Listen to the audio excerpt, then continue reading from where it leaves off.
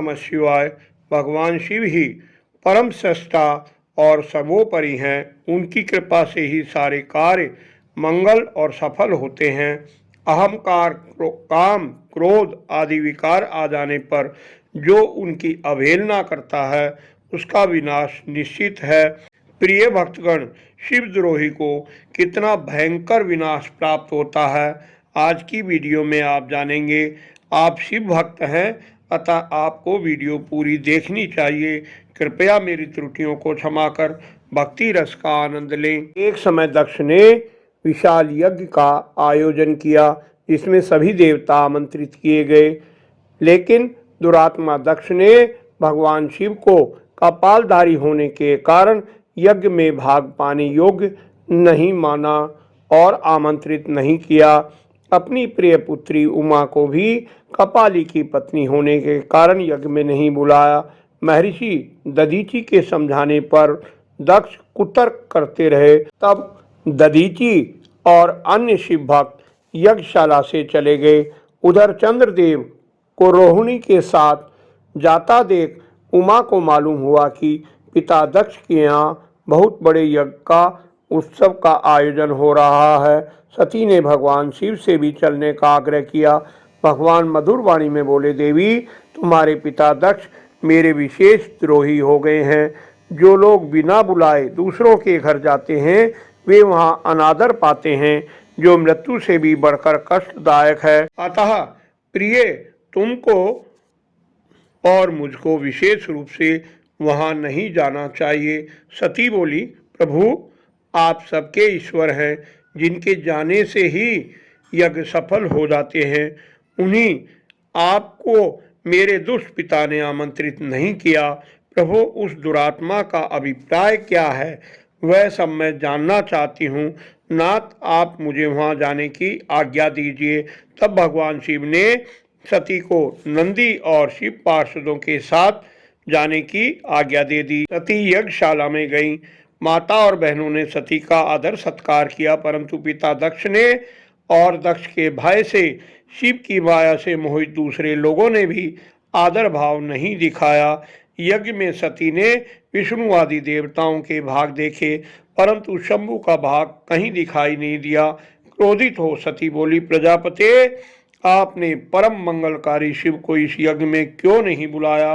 उन भगवान शिव के बिना यज्ञ की सिद्धि कैसे होगी? उनके बिना ये यज्ञ अयज्ञ हो जाएगा। आज आपकी बुद्धि भ्रष्ट हो गई है। आप पिता होकर भी मुझे अधम जान पड़ते हैं।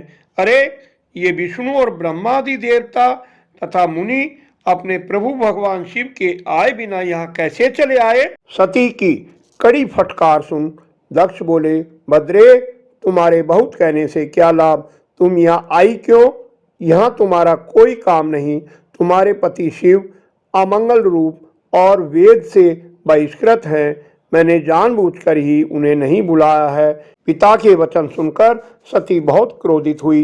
वे सोचने लगी कि अब मैं शंकर जी के पास कैसे जाऊंगी।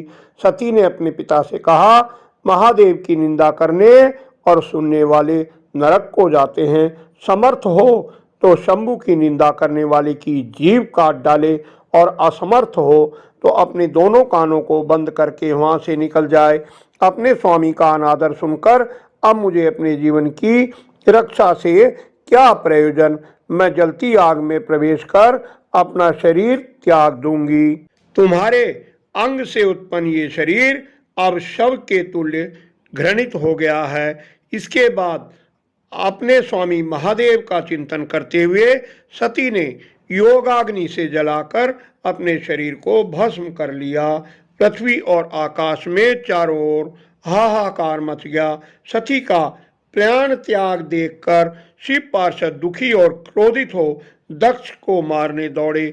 महर्षि भृगु ने यज्ञ में विघ्न डालने वाले शिव पार्षदों का नाश करने के लिए यज्ञ में आहुति दे ऋभु नामक हजारों देवता उत्पन्न किए। उन्होंने युद्ध कर शिव जी के प्रमथ गणों को भगा दिया। तभी आकाशवाणी हुई, अरे दुराचारी दक्ष, तूने कैसा अनर्थ कर दिया? शिव भक्त दधीचि का कहा भी नहीं माना।